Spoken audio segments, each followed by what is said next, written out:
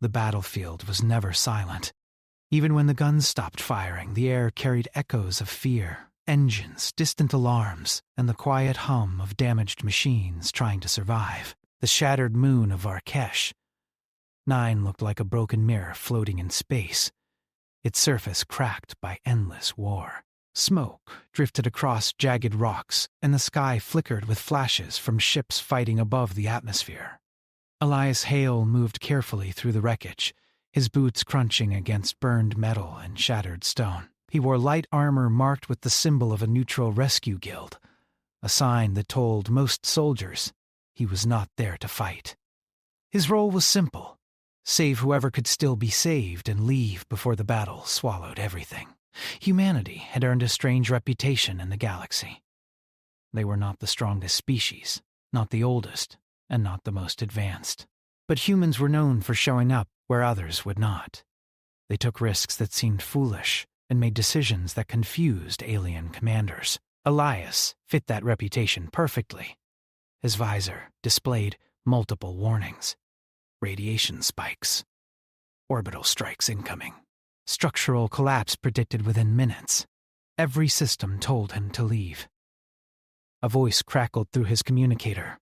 "Extraction window closing. All remaining units evacuate immediately." Elias paused behind a ruined transport vehicle. He scanned the area one more time. Most life signs had faded already. The battle between rival alien factions had moved to another sector, leaving only destruction behind. He adjusted his pack and turned toward the extraction zone. Then he heard it. A faint signal buried under layers of interference. Not a voice, not exactly. A weak emergency beacon. He stopped walking. The rational part of his mind told him to ignore it. Rescue teams had already swept the area. Anyone still alive might not survive long enough for help. Staying longer could mean death. But Elias had never been good at leaving someone behind. He changed direction. The signal led him deeper into a field of broken machines and collapsed structures. A large piece of alien architecture had fallen sideways, creating a narrow gap beneath it. Dust floated through the air, glowing under flashes of distant explosions. The beacon grew stronger. Elias knelt and began clearing debris. Small rocks first, then twisted metal pieces. His glove scraped against sharp edges, but he ignored the pain. Finally, he uncovered a section of dark armor. Someone was trapped underneath. He worked faster, using a compact lifting tool to push aside heavier fragments. Slowly, the shape of a figure appeared. Tall, armored, unmoving. An alien. The armor design was unmistakable. Smooth lines, layered plates, and glowing markings shaped like flowing symbols. A Varel warrior. Elias hesitated for only a second. The Varel were famous across the galaxy for their strength and pride. They rarely accepted help and often viewed rescue as weakness. Many humans avoided them entirely, but the warrior was injured. That was enough. He checked the suit's status through a quick scan. Severe damage, internal bleeding, oxygen levels dropping. "She's not going to last long," he muttered to himself. He positioned the lifting tool again and pushed with all his strength. The debris shifted slowly, grinding against stone. Finally, enough space opened for him to pull her free. The alien woman fell forward slightly, her body heavy against his arms. Up close, he noticed her features were more delicate than he expected. Her skin had a faint silver tone, and her breathing was shallow but steady. Another explosion shook the ground. "Great timing," Elias said quietly.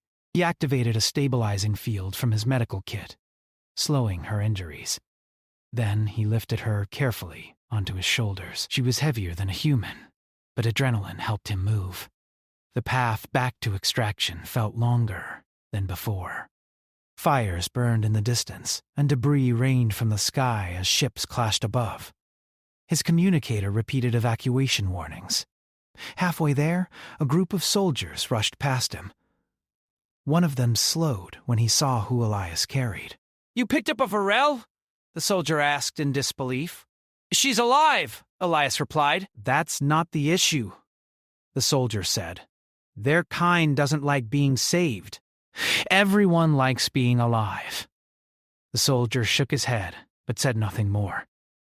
As Elias reached the extraction ship, the ramp began to rise. A crew member waved urgently.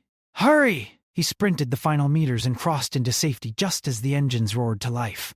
The ramp closed behind him, sealing out the chaos. Inside, bright lights replaced the darkness of the battlefield. Medical staff moved quickly toward him, preparing equipment. Set her here, one medic said. Elias gently placed the alien woman onto a medical platform.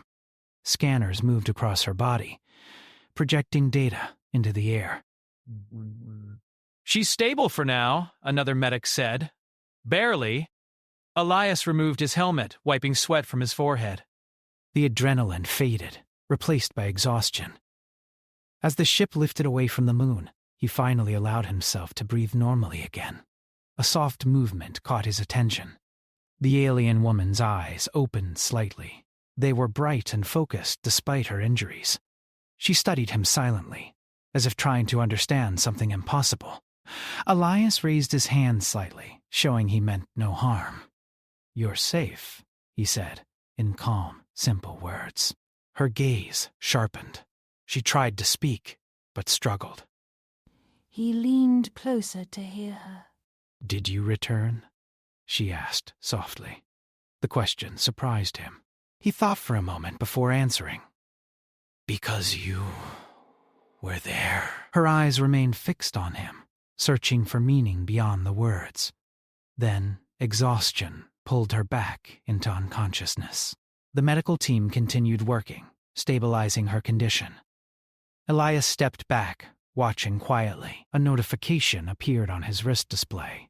He checked it, expecting routine medical data. Instead, a red symbol flashed across the screen. High priority identity match. He frowned and expanded the information. The alien he had rescued was not just any warrior. She held a high-ranking designation within Varel command structure.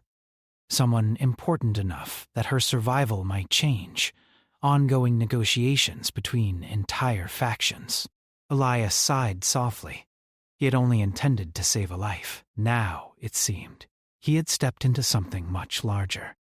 Outside the ship's window, the shattered moon faded into the distance, replaced by stars stretching endlessly across space. He glanced back at the alien woman lying motionless on the medical platform. Something told him this rescue was only the beginning. The ship moved through the dark like a quiet arrow, leaving the shattered moon behind. The engines were strong, but the inside of the vessel felt fragile, as if one wrong choice could crack it. Elias sat on a metal bench near the medical bay door, his arms resting on his knees. He kept his helmet beside him and watched the lights above flicker from the last power surge. He told himself he should sleep. He had been awake too long, running on adrenaline and habit. But every time he closed his eyes, he saw that ruined battlefield again, and the way the debris had pressed down on the alien woman's armor. He also remembered the way she had looked at him before she passed out, as if she had never expected anyone to return for her. A medic walked by and gave him a quick nod. She's stable. Still in danger, but stable. Elias exhaled slowly. How long until she wakes up?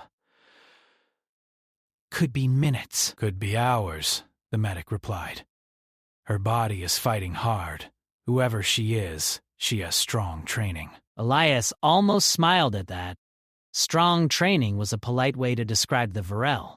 They were famous for discipline and control. Even injured, they seemed built to survive. The medic hesitated, then lowered his voice. We ran her tag again. It's not just high priority, it's serious. If Viral Command learns she is here, they might demand immediate transfer. Elias looked up. Demand? They don't really ask, the medic said, then walked away. Elias stayed still, letting the warning settle in his mind. He did not work for the Viral. He did not work for any empire. He belonged to a rescue guild that tried to stay neutral. Neutrality was a shield, but shields could break. A soft tone sounded from his wrist display. A new message, encrypted and marked urgent. He opened it and read quickly. Extraction was only the first step. The moon's orbit was unstable after the last strikes, and debris storms were forming. The Rescue Guild advised all independent units to avoid nearby stations for at least a day. Too many ships would be rushing away, and pirates often followed panic. Elias closed the message. He had planned to bring the alien woman to a Viral medical station, hand her over, and leave before her people asked questions. But if nearby space lanes were becoming dangerous, he might have to delay.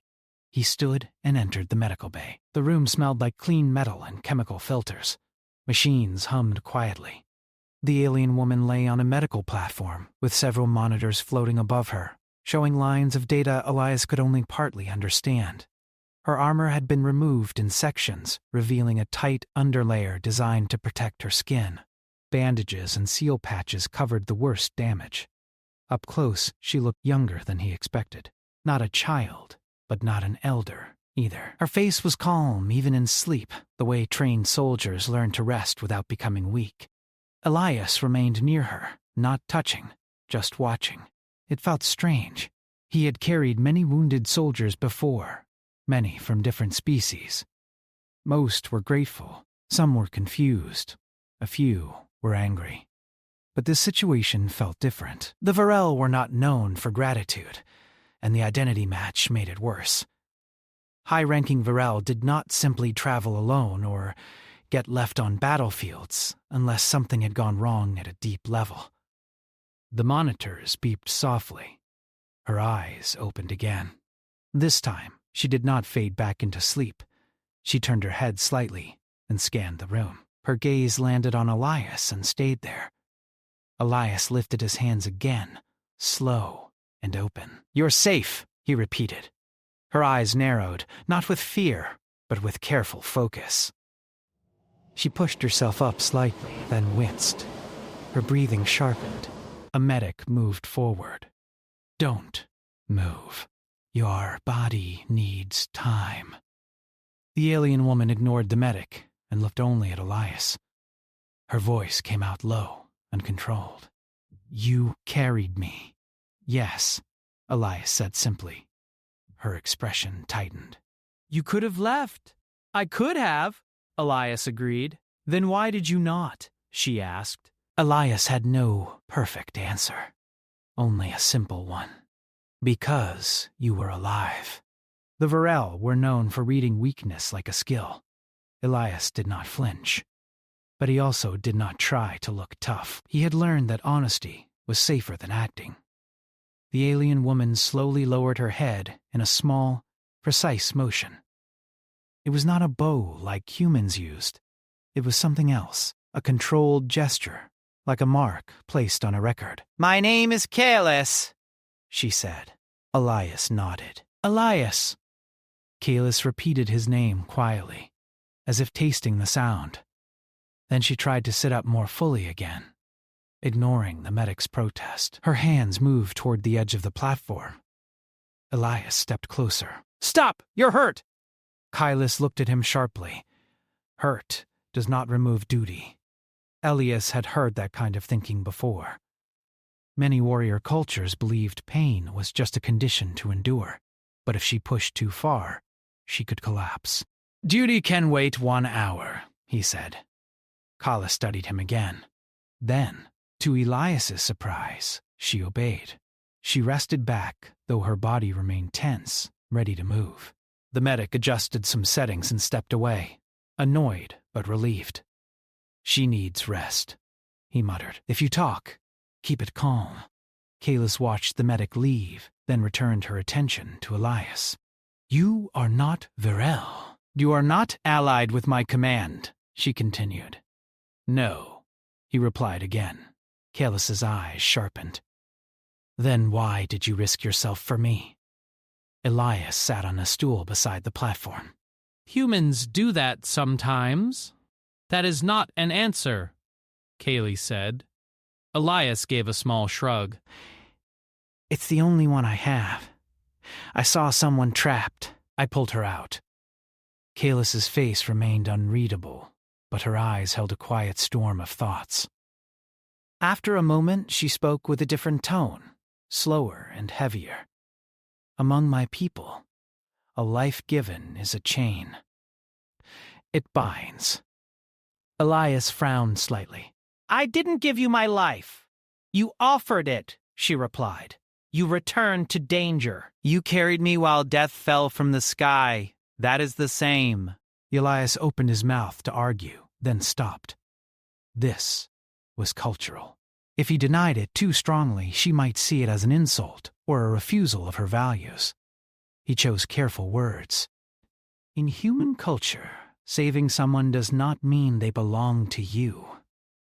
Kalis's eyes widened slightly, not in shock, but in genuine confusion. Not belong, she repeated. No, Elias said. It means you are alive! That's it. Kalis stared at the ceiling for a moment, as if this idea did not fit into her world. Then she looked back at him. Then why do humans save others? Elias answered truthfully. Because we can. Because we remember what it feels like to be left behind. Because we don't like the idea of someone dying alone. Kalis's lips pressed together. Her voice came softer, as if the words were being placed carefully. That is strange. Yeah, Elias admitted. Humans can be strange. Kalis tried to move again, this time more controlled. She swung her legs over the edge of the platform and sat upright. The medic glanced over but did not intervene, probably realizing she would not listen anyway. Kalis's posture was straight despite the injury. She looked like someone who had practiced control her whole life. I must leave this ship, she said. Not yet. The routes are unstable. Too much traffic and debris. We need to avoid the nearest stations for a while. Time is a blade. Time is a blade. If it is not held, it cuts. Elias blinked. That sounds like a Varel saying. It is, she replied. He leaned forward slightly. Why is time cutting you right now? Who are you, really? Kalis's eyes turned distant for half a second, then sharp again. I am Kalis of the Third Spear. That meant nothing to Elias, but the way the medic had spoken earlier told him it was important. And what does Third Spear mean? Elias asked. Kalis hesitated.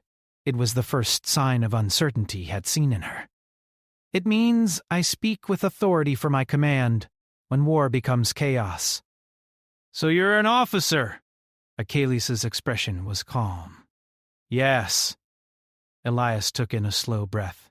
So the identity tag was real. He had rescued someone with serious rank.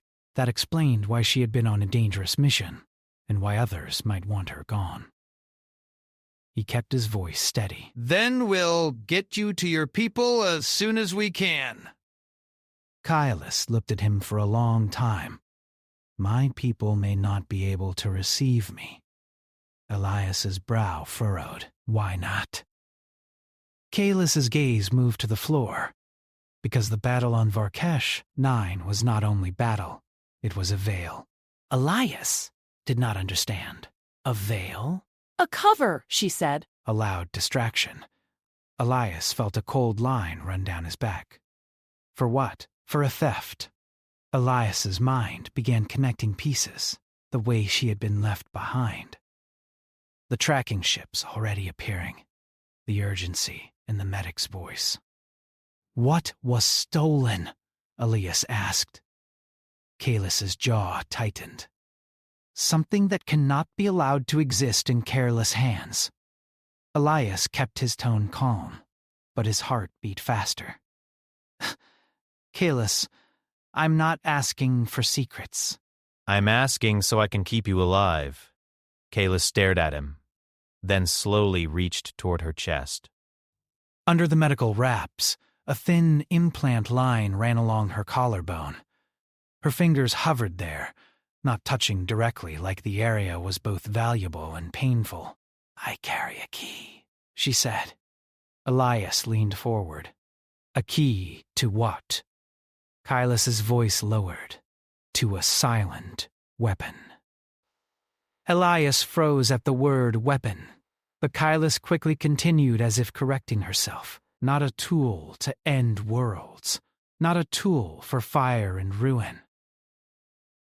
A tool to stop ships. To take the sky away from fleets. Elias's mouth went dry. A device like that could change everything. Not by destroying, but by controlling. Whoever held it could force others to surrender, without even firing. Kaylee's continued. It was designed long ago. Not by Varel, by those who vanished.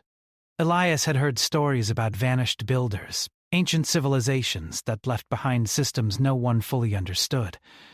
Most were myths. But some myths had real ruins. You're saying you have access to something like that? Elias asked. Kalis nodded once, in my mind. Behind locks. In the implant. It cannot be taken by cutting flesh. It cannot be read easily. But it can be forced. Elias swallowed. So they'll try to force it. Kalis looked away. Yes. Elias stood and walked to the medical bay door, peeking through the small window into the corridor. The ship seemed calm, but calm in space was never true calm. It was only the pause before something happened. He returned to Kalis. Then we have a problem. Kalis looked at him. We have a hunt. Elias gave a slow nod. Okay. First step, we keep you off the public lanes until you can travel safely. Second step, we avoid obvious Varel stations because if your enemies are tracking you, they'll watch those too. Kalis studied him. You speak like a planner.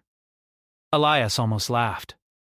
No, I speak like a survivor. Kaelis tilted her head slightly. You are not a fighter. Yet you return to the battlefield. Elias met her gaze. I've been in enough war zones to know what matters. What matters? She asked. People who can still breathe, Elias said, and getting them out. Kalis's expression softened by a fraction. Then why do I still breathe? She asked quietly. Because you're strong? Kalis shook her head. Strength did not lift the stone above my body. Strength did not carry me through fire. Elias did not answer immediately. He felt the weight of the moment. Then he spoke simply. You breathe because someone chose you should. Kalis looked at him as if he had spoken an impossible sentence. A sudden alarm interrupted them. Not the loud, screaming kind. A quiet alert that was worse because it meant the ship's systems had found something. A crew member's voice came through the internal speakers. Unidentified craft entering scan range. 2 ships. Fast approach. No response to ping. Elias's shoulders stiffened. Kalis's eyes sharpened instantly. All softness gone. Elias moved toward the door. Where are we? A crew member in the hall looked at him. Leaving the debris zone. Almost clear? But those ships are coming from behind. They knew our vector. Elias's blood turned cold. They were being tracked already. Kaylee stepped into the corridor behind him, despite her injuries. The medic protested, but she ignored him, walking with controlled precision. She did not move like a patient. She moved like a warrior wearing invisible armor. Elias turned to her. Can you fight? Kalis answered without hesitation. If I must. Elias looked at her bandages. I'd prefer you don't. Kalis glanced at him, and for the first time her voice carried something that sounded almost like respect. You prefer many things, yet you act for what is needed. Elias did not have time to respond. Another crew member ran up. Those ships are jamming. We can't signal the guild. We can't call nearby patrols. Are we armed? We have defense drones, the crew member said. Light level. This is a rescue ship. Elias cursed under his breath, then forced calm back into his voice. Panic would not help. He looked around the corridor, taking in the ship's layout. Narrow hallways, bulkhead doors, maintenance shafts. An idea formed, imperfect, but usable. He turned to the crew member. Can we dump heat, make it look like we're dead in space? The crew member blinked. Maybe, but they'll still see our mass. Not if we hide behind the debris field edge, Elias said. We're almost out, right? There's still some drifting wreckage? The crew member nodded. Yes, but... Cut engines for 30 seconds. Let us drift. Make our signature blend with the junk. The crew member hesitated. That's risky. Elias stared at him. So is getting boarded. The crew member ran to the bridge to relay the idea. Kalis watched Elias closely. You plan with the world, not only with weapons, she said. Humans fight with whatever is available. Kalis's mouth tightened in thought. That is why you survive. He listened to the ship's vibrations as it shifted course.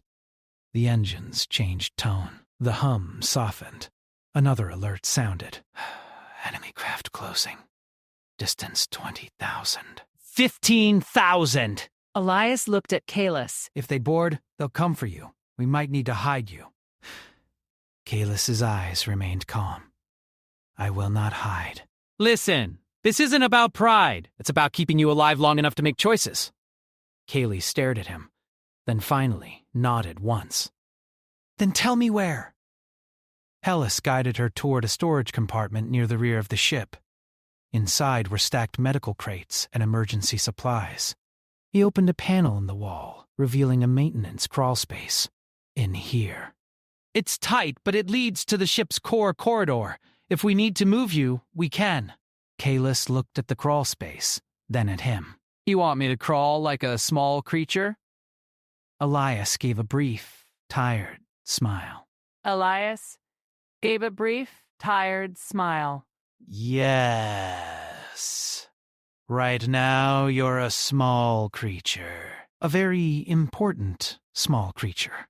For a second, Kalis looked offended. Then, something unexpected happened. The corner of her mouth lifted slightly. It was not a human smile, but it was close enough to feel real. You speak to reduce fear, she said. Elias's smile faded into seriousness. I speak to keep both of us thinking. Kalis moved into the crawl space carefully. Even injured, she did it with control. Elias closed the panel, leaving a small vent open so she could breathe comfortably. He then stepped back into the corridor as the ship's engines cut. The hum stopped. For a moment, the vessel felt like a drifting coffin in space. Elias held his breath, as if silence could hide them. He knew it could not completely, but mixing signatures with debris might confuse automated targeting or delay the boarding craft by a few crucial seconds. The internal speakers crackled. We are drifting, the pilot announced. Shields low. Everyone stay quiet. Elias stood with his back against the wall, watching the corridor lights dim. Somewhere outside, 2 unknown ships hunted them like wolves circling a wounded animal. And somewhere, behind a thin wall panel, Kalis waited, bound not by a chain of ownership, but by something deeper. An unplanned connection formed on a battlefield when a human chose to lift an injured stranger and carry her into the stars. The ship drifted through the shadow of broken wreckage, and Elias realized the truth with sharp clarity. Saving her had been the easy. Keeping her safe now would be the real fight. The stars stretched across the black canvas of space, cold and silent. But Elias felt the tension inside the ship like a living thing. They had left the danger of immediate pursuit behind, but the galaxy had a way of remembering. One wrong move, and everything could collapse. Kalis remained beside him, her silver skin glowing faintly in the soft light of the control room. Her eyes were sharp, trained, and full of awareness, even after everything they had endured. Elias could not stop watching her.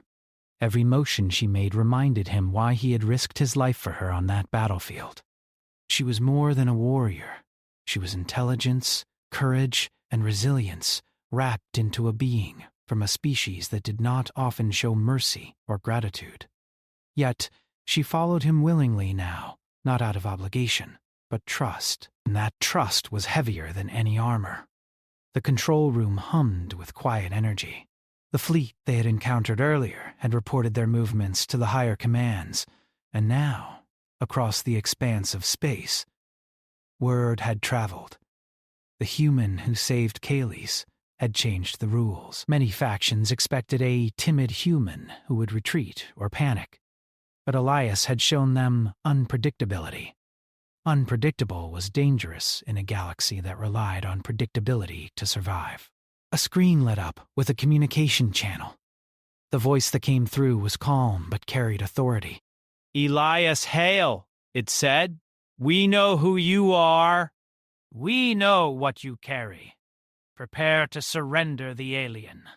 Elias frowned. The sender was one of the rival factions they had disrupted earlier, the one that had sought Kalis for the weapon system she carried. His mind raced. Surrender was not an option. Not now. Not ever.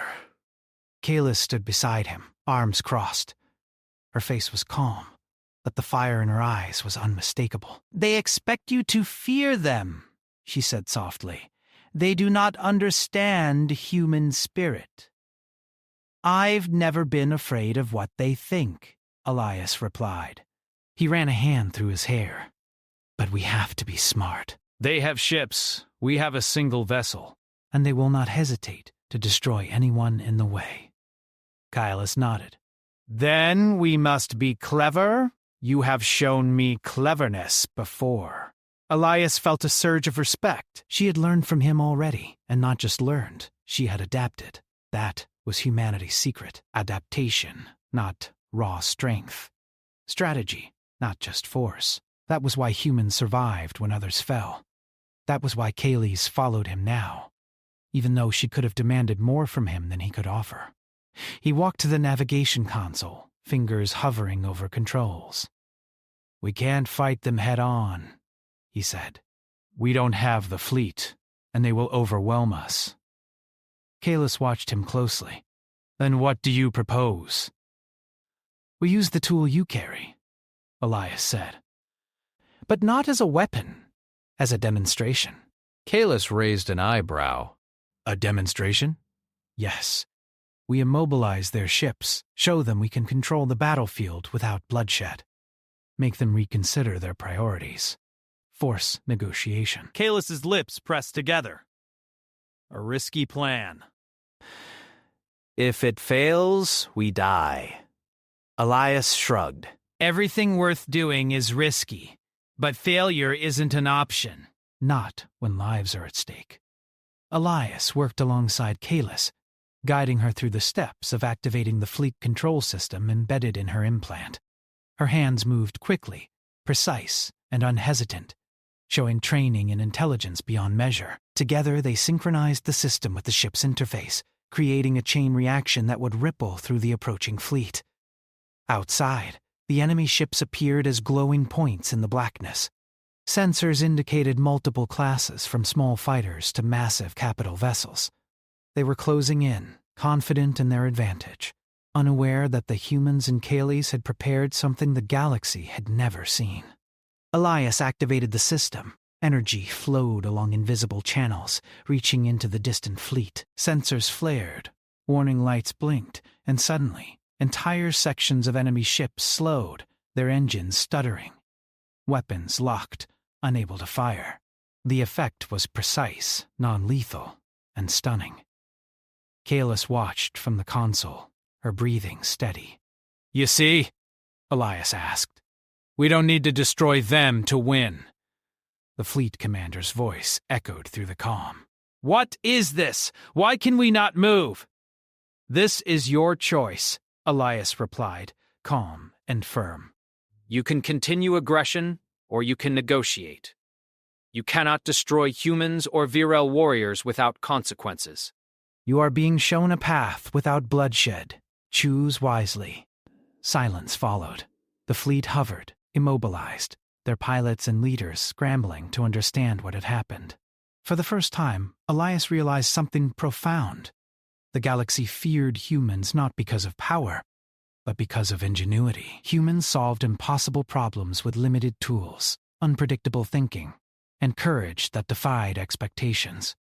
Kalis placed a hand on his shoulder. You have done what few could even imagine, not through strength, but through thought.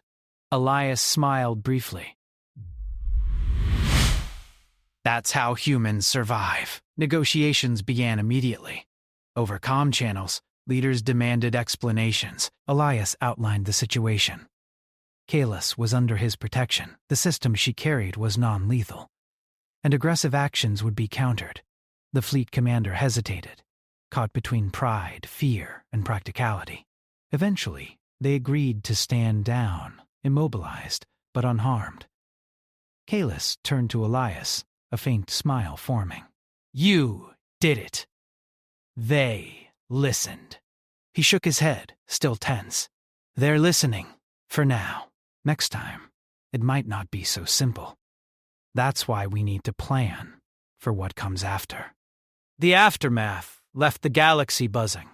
Messages spread quickly, detailing the human who saved a Varel officer and immobilized a fleet without a shot fired. Reputation spread faster than news. Humans were clever, unpredictable, and dangerous, not because they had power, but because they used it differently.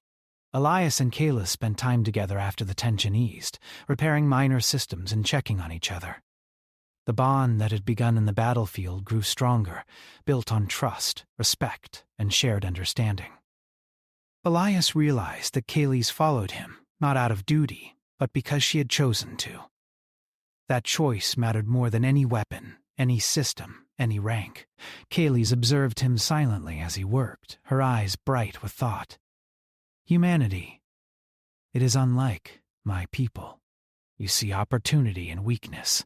You see strength in compassion. It is admirable. Elias glanced at her. It's survival. We adapt, we survive. And sometimes we help because it's the right thing, not because it's required. Kalis nodded, her gaze distant for a moment. Then perhaps this is why you are dangerous. Not because you fight, but because you think differently. Elias laughed softly. I'll take that as a compliment. The ship drifted toward neutral space, carrying them away from immediate danger. Yet both knew the galaxy would not forget this day. Humans and Varel had proven that strength came in many forms, and that courage was not always measured in firepower. Kalis approached the viewport, looking out at the stars. Where do we go now? She asked. Elias joined her, side by side. Wherever someone needs us, he said. We'll keep moving, keep helping. That's what humans do. That's what we survive on. Kyalis considered his words. Then, with a slight nod, she spoke with a conviction that surprised even Elias. Then I stay with you, not as a debt. Not as an obligation, but because I choose to. Elias looked at her, the weight of her choice settling over him. That simple decision, trust, loyalty, and partnership, was more powerful than any weapon, more impactful than any strategy. It was the human way of surviving, connecting, and inspiring. The stars stretched endlessly before them. Ahead lay new challenges, new opportunities, and new chances to prove that humanity's greatest strength was its spirit. Side by side, Elias and Kalis moved forward, ready to face whatever the galaxy would throw at them. Their journey was far from over, but the first steps of a legend had already been taken. A human and a Varel, partners in survival, courage, and hope.